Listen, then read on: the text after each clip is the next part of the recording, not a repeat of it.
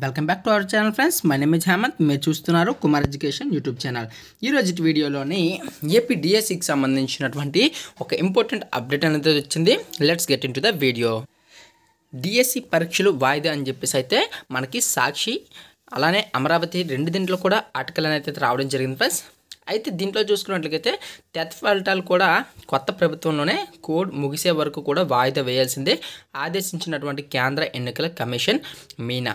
అమరావతి మార్చి 30వ తేదీన వచ్చినటువంటి article friends. ఇది దానికి సంబంధించి చూసుకున్నట్లుగా అయితే 5 ఏళ్ల కాలమాపన అనంతరం జగన్ ప్రభుత్వం హడావిడిగా జారీ చేసినటువంటి టెట్ డిఎస్సి నోటిఫికేషన్ మధ్యలోనే మనకి ఆగిపోవడం అయితే జరిగింది.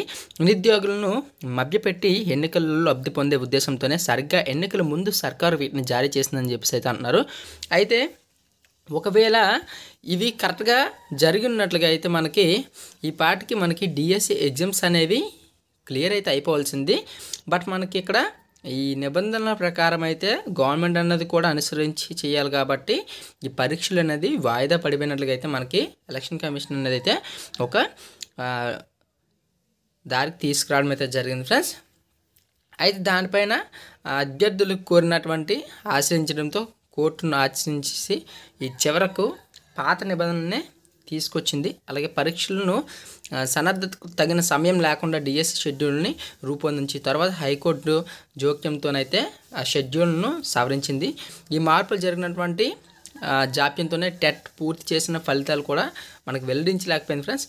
ఎందుకు అంటే ఈలోగా ఎన్నికల షెడ్యూల్ రావడం, టెట్ ఫలితాలు విడుదల, డిఎస్సి పరీక్షల నిర్వహణపై అయితే మొత్తం కూడా సృష్టితం అవ్వాలంటూ పాఠశాల విద్యాశాఖ కొద్ది రోజుల కిందటనే ఈసీకి లేఖ రాయడం జరిగింది. దాన్ని పరిశీలించినటువంటి కేంద్ర ఎన్నికల సంఘం కోడ్ ముగిసిన తర్వాత మాత్రమే మనకి వీటిని చేపట్టాలని చెప్పేసి అయితే స్పష్టం చేసింది.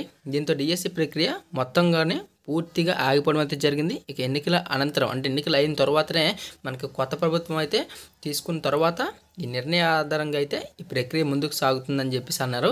ఎన్నికల ప్రవర్తన నియమాలకు అనంతరం అమల్లో ఉన్నంత వరకు కూడా ఏపీ టెట్ డిఎస్సి పరీక్షలు వాయిదా వేయాలని చెప్పేసి ఈసీ ఆదేశించినట్లుగా అయితే మనకు రాష్ట్ర ఎన్నికల ప్రధాన న్యాయాధికారి ముఖేష్ కుమార్ గారు అయితే మీనా తెలిపారు. ఈసీ నిర్ణయంతో కోడ్ ముగిసేంత వరకు కూడా అభ్యర్థులు అనమాట టెట్ ఫలితాల కోసం కూడా ఎదురు చూడాల్సిందని చెప్పేసి అన్నారు. దీన్ని బట్టి మీకు ఏం అర్థమైంది ఫ్రెండ్స్? ఎందుకు అంటే ప్రస్తుతానికి నేను ప్రీవియస్ వీడియోస్లో కూడా చెప్పాను, ఇంతకుముందు వీడియోలో కూడా చెప్పాను, పరీక్షలు అనేవి అయితే ఇప్పుడు అవ్వవు, కంపల్సరీగా ఎగ్జామ్స్ అనేవి పోస్ట్పోన్ అవుతాయి అని చెప్పేసి అన్నాను. దాని ప్రకారం మీరు ప్లానింగ్ చేసుకుని చదువుకోవడమే. నెక్స్ట్ వచ్చే సీఎం ఎవరైతే ఉంటారో వాళ్ళ మీదన మన ఈ డిఎస్సి అనేది కూడా ఆధారపడి ఉంటుంది. ఇప్పుడప్పుడే మనకి అయ్యే అవకాశం లేదు.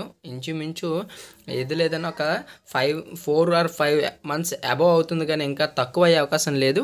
దీని గురించి మీరు ఇంకా ఆలోచించకుండా కంపల్సరీగా ఎవరు వచ్చినా సరే పెట్టాల్సింది కాబట్టి ఇది పెండింగ్లో ఉంటాయి. ప్రజెంట్ అయితే టెట్ రిజల్ట్స్ కానీ డిఎస్సికి సంబంధించినవి కానీ ఇవి నెక్స్ట్ వచ్చిన వాళ్ళు ఎవరైతే ఉంటారో వాళ్ళ మీదన ఇవి ఆధారపడి ఉంటాయి. కాబట్టి మీరు ఎక్కువ ఆలోచించకుండా ఇక మీ ప్రిపరేషన్ అనేది మీరు ప్రిపేర్ అయ్యి యథావిధిగా స్టార్ట్ చేసుకొని మీరు పరీక్షలకు అనేది సిద్ధమైతే అవ్వండి. ఇప్పుడప్పుడే అవ్వవు కాబట్టి మీరు నిదానంగా ప్రిపేర్ అయితే అవ్వండి. దీంట్లో ఎటువంటి ఇది అనేది లేదు. మీ ప్రిపరేషన్ అనేది మాత్రం ఎప్పటికీ ఆపకండి. ఇది నా వరకు నేను చెప్పే సలహా అన్నమాట. ఇది ఫ్రెండ్స్ ఈరోజు వీడియో మీకు అర్థమైంది అనుకుంటున్నాను. మన ఛానల్ ఫస్ట్ టైం చూసినట్లుగా అయితే సబ్స్క్రైబ్ అనేది చేసుకోండి. సబ్స్క్రైబ్ చేసుకుని బెల్ ఐకాన్ క్లిక్ చేసుకుంటే నా నోటిఫికేషన్స్ అనేవి మీకు తొందరగా మీ మొబైల్ వస్తాయి. Please do like, share.